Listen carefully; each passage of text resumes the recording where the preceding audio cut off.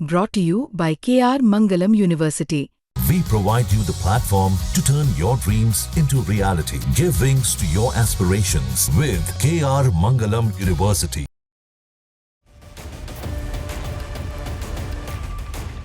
भारत और चीन के बीच लगातार इस बात की कोशिशें जारी हैं कि दोनों देश अपने संबंधों को सुधार पाए। इसके लिए दोनों देश एक दूसरे को धीरे धीरे करके ही सही रियायतें दे रहे हैं। पहले चीन ने कैलाश मानसरोवर के लिए हामी भरी और फिर उसके बाद भारत ने भी चीन के पर्यटकों को वीजा देने की बात का ऐलान कर दिया। तो एक तरफ जहां दोनों देश अपने रिश्तों को ठीक कर रहे हैं, वहीं भारत जिस बात पर लगातार जोर देता रहा है कि जब तक बॉर्डर के मामले ठीक नहीं होंगे तब तक कुछ भी ठीक नहीं होगा, तो इस दिशा में भी दोनों देशों के बीच काम चल रहा है।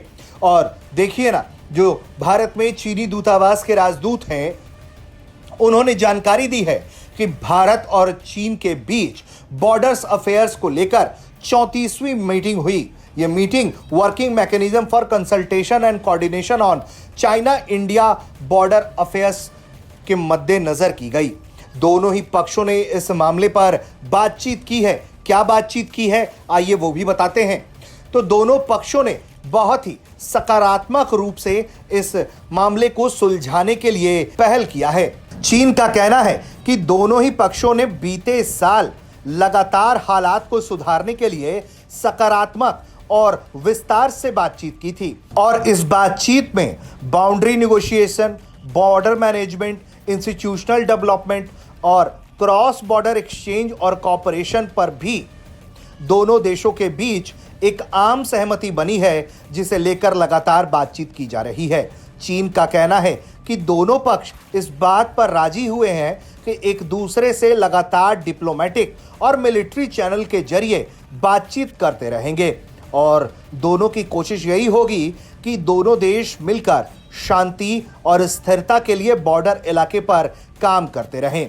इस मीटिंग को लेकर चीन की तरफ से आई प्रतिक्रिया से साफ तौर पर समझा जा सकता है कि चीन भारत के साथ अपने विवाद का निपटारा चाहने लगा है, लेकिन चीन पर आंख मूंद कर यकीन करना किसी के भी बस की बात नहीं है, क्योंकि हर किसी को मालूम है कि किस पल चीन आपके साथ धोखाबाजी कर दे, आपके पीठ में खंजर घोंप दे।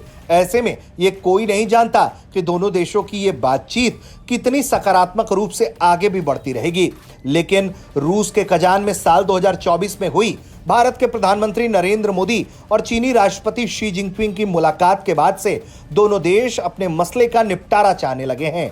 धीरे धीरे करके बॉर्डर के इलाके में तनाव कम करने के लिए कई फ्रिक्शनल पॉइंट से दोनों देश के सैनिक पीछे हटे हैं, ताकि बॉर्डर पर थोड़ी शांति हो और तनाव को कम किया जा सके। ऐसे में इस 34वीं बैठक के दौरान भी बॉर्डर मैनेजमेंट और बाउंड्री नेगोशिएशन को लेकर बहुत विस्तार से बातचीत हुई है। ऐसे में चीन का दावा है कि दोनों देश लगातार आगे भी बातचीत करने के लिए राजी हुए हैं। चीन का कहना है कि यह बातचीत काफी सकारात्मक रही है। वहीं भारत के विदेश मंत्रालय ने भी इस मीटिंग को लेकर जानकारी दी है और कहा है कि दोनों पक्ष लगातार एक दूसरे से संपर्क में बने रहने पर सहमत हुए हैं।